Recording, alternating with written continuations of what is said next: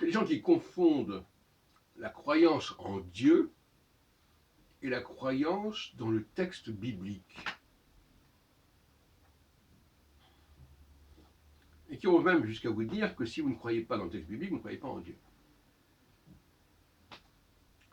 Ce sont deux choses totalement différentes. La critique biblique n'est pas une remise en question de la croyance en Dieu, mais elle est une remise en question d'un discours qui peut être tenu sur ces questions, et surtout de la transmission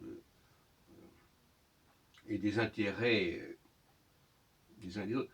À partir du moment où vous avez le schisme entre le royaume d'Israël et le royaume de Juda, vous avez une interférence des questions politiques dans le champ religieux.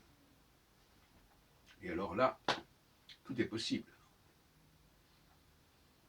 Le texte biblique est tiraillé par le conflit entre Israël et Juda. C'est évident. Et quand je dis tiraillé, ça veut dire qu'il est tiraillé, il est trafiqué, hein, il est trituré, notamment par les partisans du royaume du Nord. Ce qui fait que ce Premier Testament, comme l'appellent les chrétiens, et qu'ils associent à leur Nouveau Testament, il est très suspect. Il est surtout suspect en ce qu'il favorise outrageusement, à certains moments, le royaume d'Israël, et que précisément, le christianisme, pour moi, est au service du royaume d'Israël. Et donc, il n'y a absolument rien d'étonnant à ce que ces deux volumes aient été associés. Et curieusement, aujourd'hui, on a perdu un peu la raison de ce processus. Parce qu'on a oublié à quel point le Premier Testament a été marqué par ce conflit entre Juda et Israël.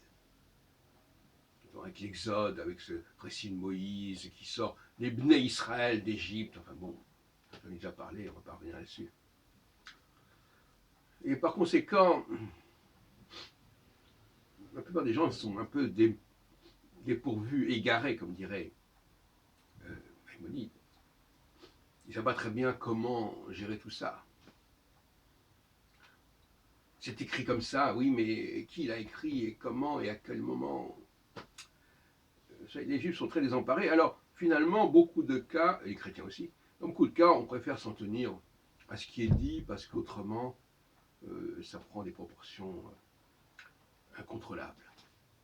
Mais moi, je crois qu'il faut analyser les choses très objectivement et constater effectivement des processus d'antidatation, de réécriture, d'invention de scènes, etc.